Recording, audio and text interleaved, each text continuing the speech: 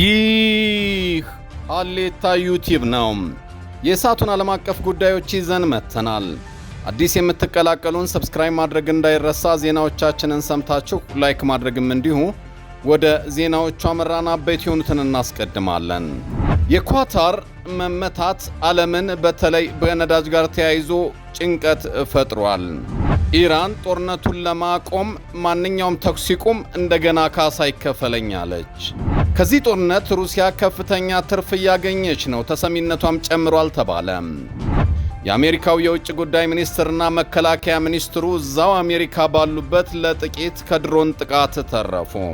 አብራችሁን ቆዩ።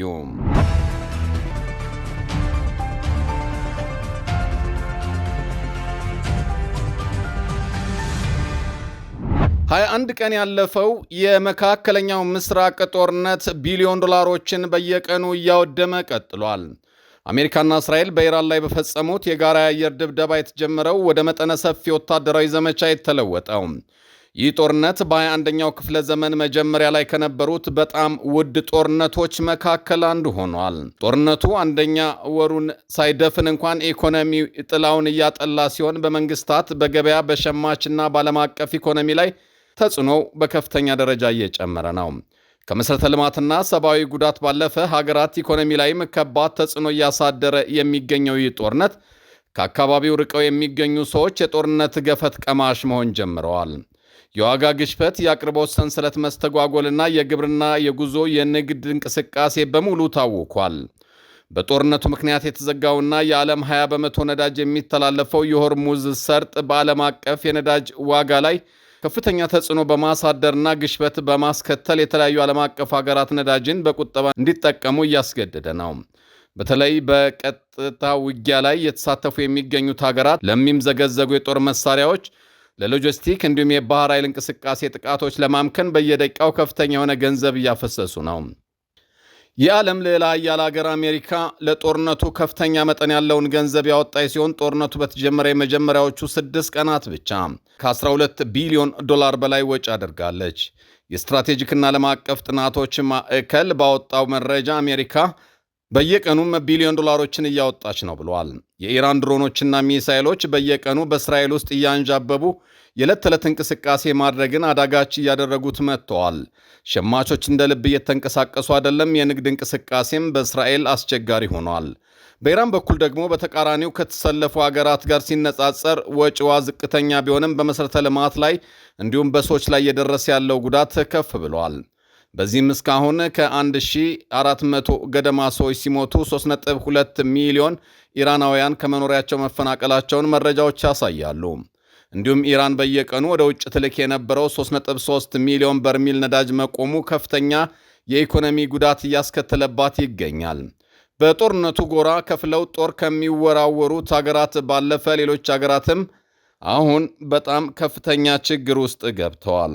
ይህ በእንዲህ ሳለ ነው እንግዲህ የኳታር የዓለማችን 25 በመቶ ነዳጅና ጋዝ አቅራቢ ኩባንያ መመታቱ ሌላ የዓለም ራስ ምታት የሆነው ነገሩ በዓለም የነዳጅና የጋዝ ፍላጎት ላይም ከፍተኛ ንረትን የፈጠረ ሲሆን ዓለምን በጭንቀት ሰቅዞ ይዟል።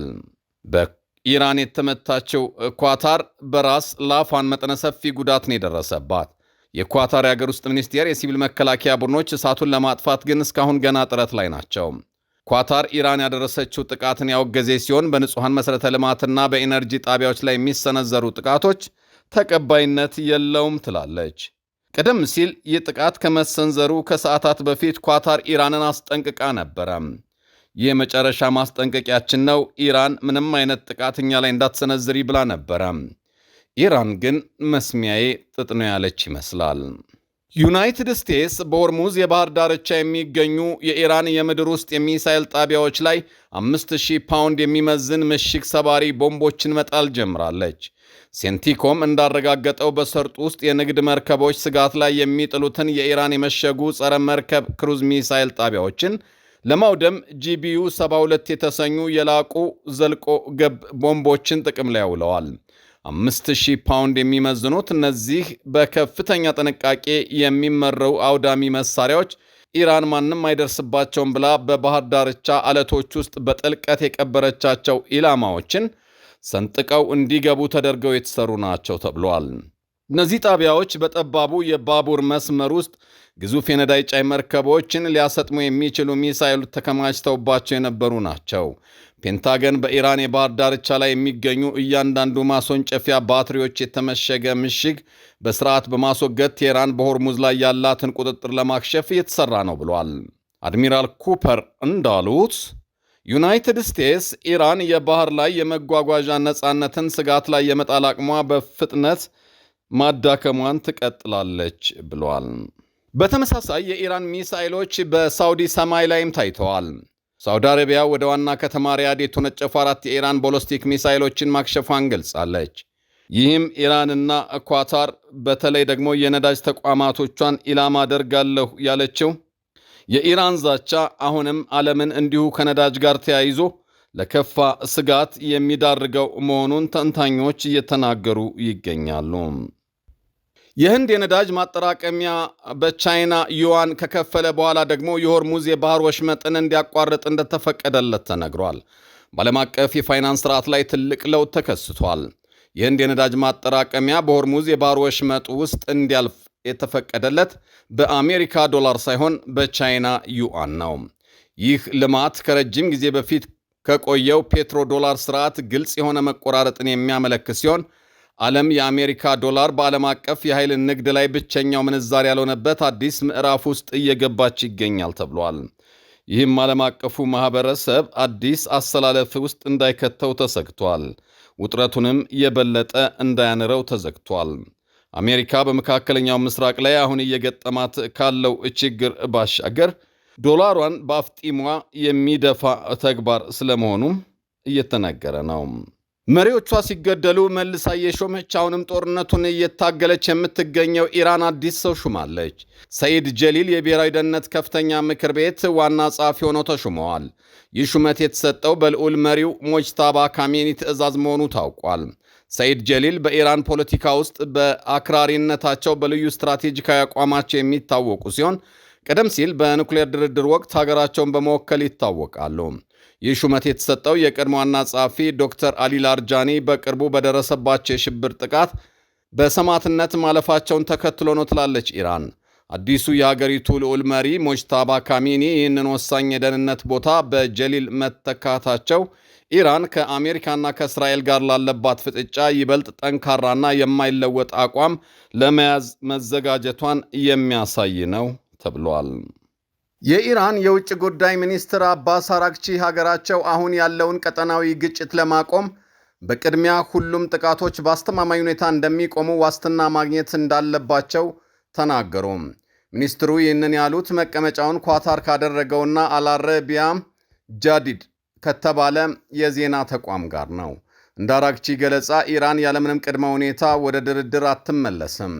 ሚኒስትር አባስ አራግቺ በቃለ ምልልሳቸው ጊዜ የጥቃት መቆም ዋስትና ከአሜሪካና ከእስራኤል ማግኘት አለባት፣ በቅርብ ወራት በኢራን መሠረተ ልማት ላይ በንጹሐን ላይ ለደረሰው ከፍተኛ ውድመት ደግሞ ካሳ እንፈልጋለን ብለዋል። እነዚህ ቅድመ ሁኔታዎች ካልተሟሉ በቀር ጦርነቱ በፍጹም አይቆምም ያሉት አባስ አራግቺ የነዳጅ ዋጋ ንረትና የትራምፕ ከባድ ማስጠንቀቂያ ቀጥሏል። በኢራንና በአሜሪካ መካከል ያለው ጦርነት ወደ አዲስና አስፈሪ ምዕራፍ ተሸጋግሯል። ፕሬዚደንት ዶናልድ ትራምፕ ኢራን በጎረቤት ሀገራት የኤነርጂ ተቋማት ላይ የምታደርሰውን ጥቃት ካላቆመች የአሜሪካ ጦር የኢራንን ግዙፍ የጋዝ ማውጫ ሙሉ በሙሉ ያወድመዋል ብለዋል። ትራምፕ በትሩዝ ሶሻል ሚዲያቸው ባስተላለፉት መልእክት ኢራን በኳታር የነዳጅ ተቋማት ላይ የምታደርሰውን ጥቃት ካልገታች አሜሪካ በምላሹ የኢራንን ሳውዝ ፓርስ የጋዝ መስክ ዓለም አይቶት በማያውቀው ደረጃ ታወድመዋለች ብለዋል።